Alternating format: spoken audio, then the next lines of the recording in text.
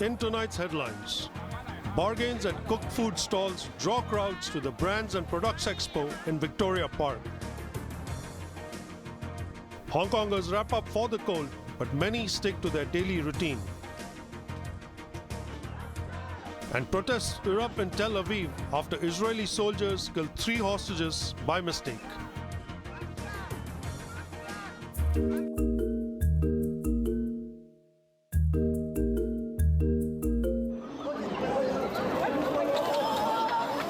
At the stroke of 11, hundreds of people dashed into Victoria Park to be among the first to snap up discounted products at the Hong Kong Brands and Products Expo.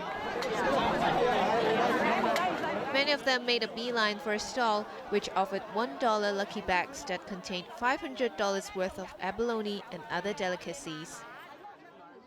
This woman, who queued for 2 hours before the gates opened, managed to get one of the only 20 bags available. I didn't plan to get this, as I'm only here to have fun, she said, adding that she probably would not be back next year as she could hardly breathe because it was so crowded. One of the attractions at this year's event was the return of cooked food stalls, which had been missing in the past 4 years because of the pandemic. The price did not really matter. I just wanted to taste it, this visitor revealed. Chief Executive John Lee visited the fair before the public were let in. He spent over $3,400 on purchases that included walnuts, a $200 handbag for his wife, and $900 worth of golden oysters for his mother for the winter solstice. The event runs for 24 days and admission costs $8. But it's free for senior citizens and young children, as well as for visitors arriving after 7 p.m. Janice Low, Cable News.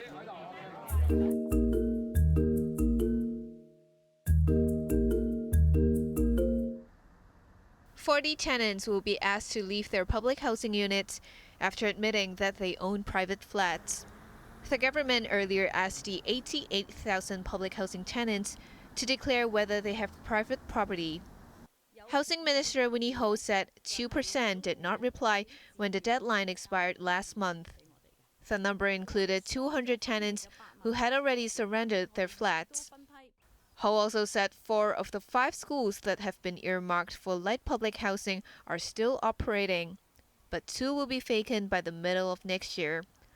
The schools are expected to provide 30,000 units when they are redeveloped by 2027.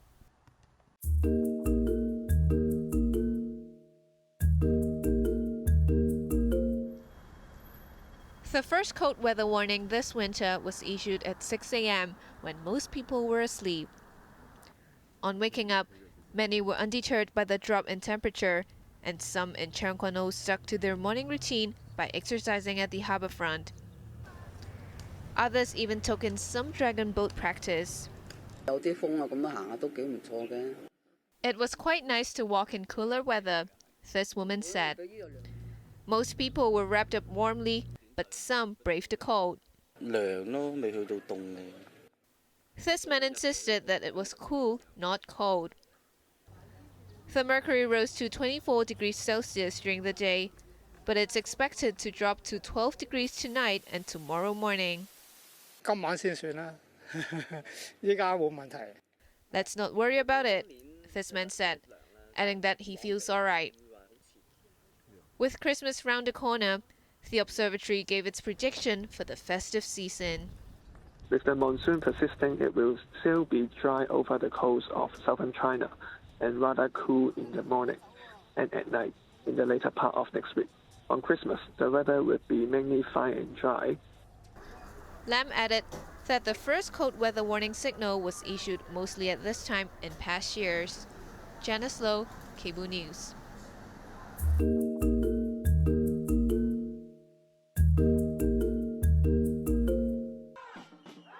There's been a massive protest in Tel Aviv after the Israeli government admitted that its soldiers killed 3 hostages by mistake.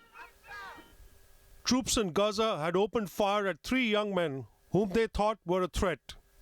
The military expressed deep remorse and launched an inquiry. The 3 men were among over 200 people seized in a deadly Hamas raid in southern Israel 10 weeks ago. Relatives and supporters at the demonstration in Tel Aviv pressed the Israeli government to negotiate for the release of the remaining captives. In the South Gaza city of Khan Yunis, Palestinians mourned the latest fatalities of Israel's relentless bombing campaign. Dozens of Palestinians were killed today, taking the death toll to nearly 19,000 as Israel retaliated for the Hamas incursion.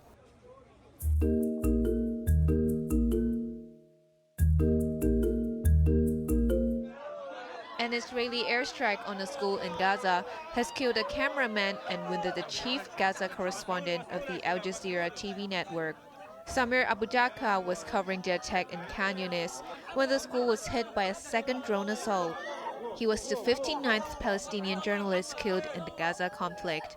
His colleague, Wawi Dadu, is recovering in hospital from arm and shoulder wounds. Dadu's wife, son, daughter, and grandchild were killed in October in an Israeli airstrike on their home.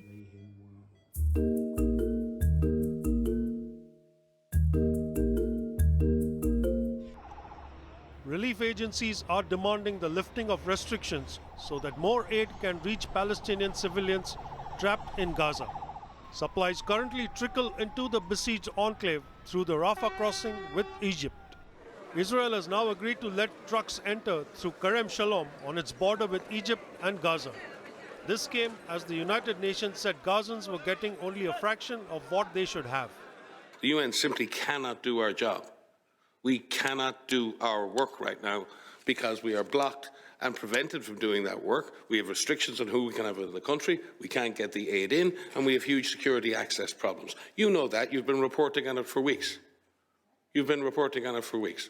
So I think it's time that you went and asked some questions of some different sources as to why that situation prevails. Because it's not here you're going to get the answer to those questions. It's somewhere else, in another press conference, with other countries.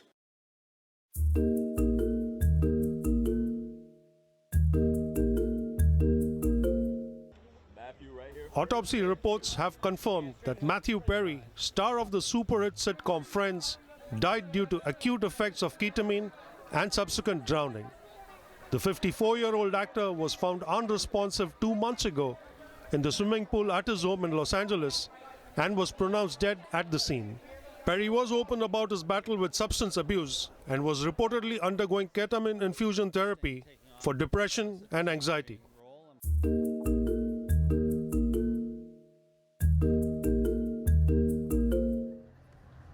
Before the Chinese-made C919 passenger plane staged a flight demonstration over Victoria Harbour and Hong Kong Island this morning, hundreds of aviation enthusiasts had already gathered at the Tsim Sha Tsui promenade to get a closer look of the aircraft. Many had their cameras ready to record the historic moment. The plane took off from the airport just before 10:30 a.m. and a few minutes later, it reached Tsim Sha Tsui.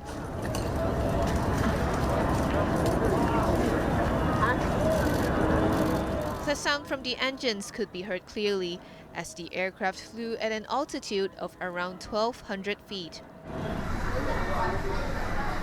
It passed over the harbour from west to east for a second time shortly after.